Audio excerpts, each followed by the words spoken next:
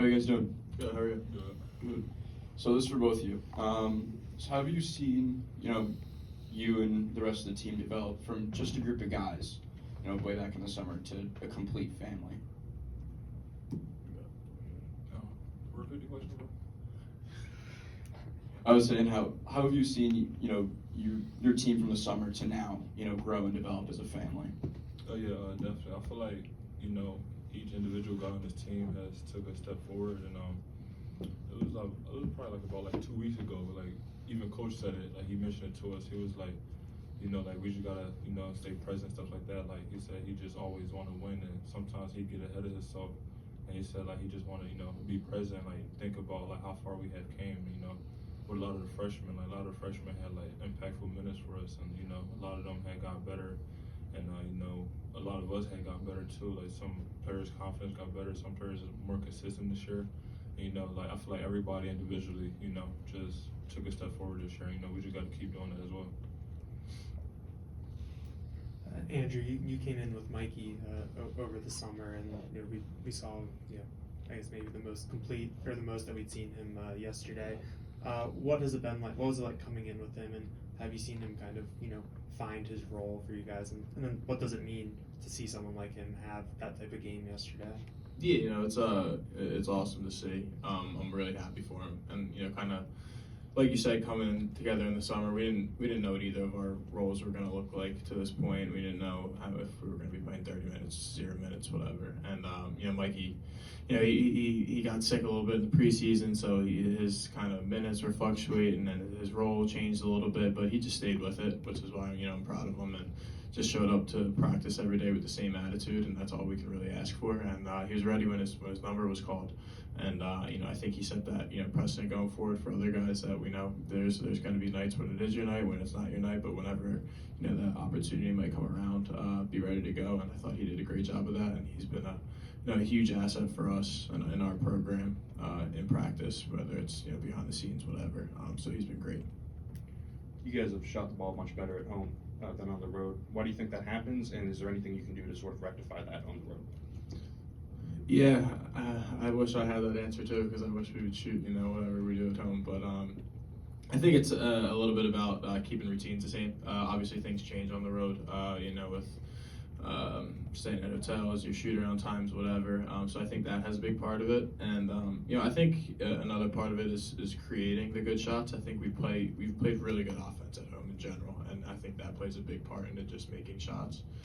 So I think, us being seniors, stepping up, making sure that our, heads are on the right way when we play on the road, when things go a little sideways, and, making sure we're getting the great shots. And then I think whether we're at home or on the road, if we get high quality looks, we're going to make a decent clip of them. You guys seem to do a good job of using team defense to limit Hunter Dickinson. What can you take out of that experience going up against Zach Edey again? And also, what do you take from your previous experience against Zach, who's just a tremendously huge guy?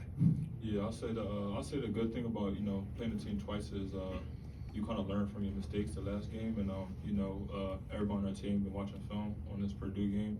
We've been watching them play recently, when they play against Michigan. But it's just something that we did a little something different in practice, and the way that we prepare for Hunter, and I think that we're gonna do the same thing against Zach, and hopefully it works out. Zach is a tremendous player. All credit to him. But coach got something to slow him down a little bit, and try to get other guys active. I don't know exactly how to word this, but how do you approach a game like this where nobody's going to expect you to win, to beat a number one team on the road? But what's your approach? How do you guys kind of carry your mindset going into a game like this? In my mind, that's exactly how you approach it. No one expects us to win. We're playing with house money, whatever it may be. With the guys that we have, with Seth sitting next to me and everyone in our locker room, we're not going to go into a game expecting not to win. That's not. We're playing the number one team on the road. It's going to be a really tough game, really tough environment. We're going to have to play really, really well. But at the same time, we love the guys in our locker room. We love what we're going into it with. We love the coaching staff that we have. So we need to acknowledge that we need to play really, really well. They're a really good team, well coached and whatnot, and it's hard to win there. But at the same time, we need to keep that same confidence in ourselves, the same confidence that we played with yesterday, and bring that momentum going forward. Andrew, as somebody that brings a lot of experience, how have you been able to share your leadership and just teach a lot of the guys, even the other upperclassmen, whether it's just the little things? How have you been able to share your experiences with the guys in this team? I think it's just about being open, being willing to help. Like, I think just being there for people goes a longer way than people think. It might not always be to Jameel Brown, how can I get this shot off of a down screen? It might just be how I'm getting my shots up before and after practice or games or whatever. So I think just being open in that way and trying to help people has been big for me. And then I think the other thing is that we have a lot of really good guys who are willing to learn, willing to help, and that's gone both ways. The freshmen have taught me probably just as much as I've taught them this whole year, and same goes with the upperclassmen as well. So I think the other part of that is just having a great group of guys that that streak goes two ways for sure.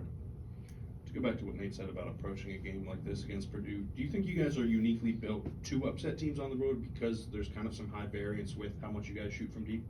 Honestly, I think so.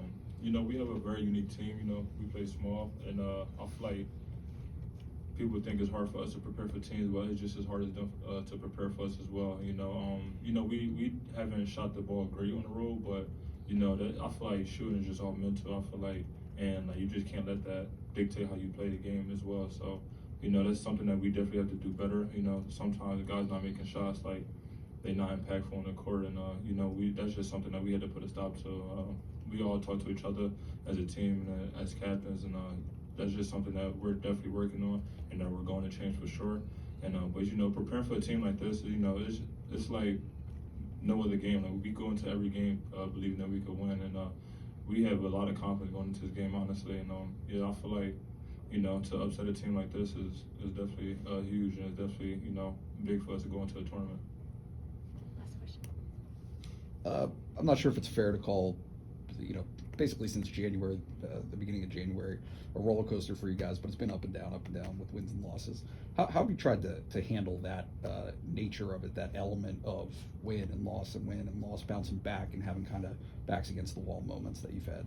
Yeah, it's hard, to be honest with you. We'll win a game like yesterday and we'll think we're on top of the world, and you'll lose a game the game before that and you'll think the world's over. So I think that's kind of where being seniors comes in. Where it's like, we've played these seasons before where, guess what, we might not win every game. We're not going to lose every game either. And I think it even goes a step further in the Big Ten too, just acknowledging how tough this league is. Even if you just look at the standings, just how bunched up everything is.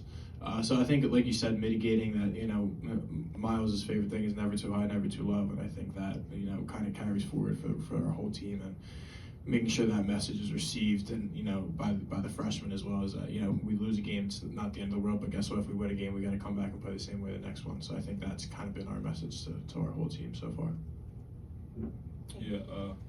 I would say for me, just being consistent. A lot of guys routines might change, like after a loss some people might get in the gym and work out, but like after a win, why not do the same thing? I'm big on that, just having a routine and being consistent with yourself, and being true to yourself as well. You can't cheat the game, so I just feel like after losses and stuff like that and wins, I feel like you gotta treat them the same. Like he said, Miles always tweet after every game, not too high, not too low, and I feel like that fits perfect into the situation. Thank you. Thanks, guys. Thanks. Thank you. I hope someone is properly considered.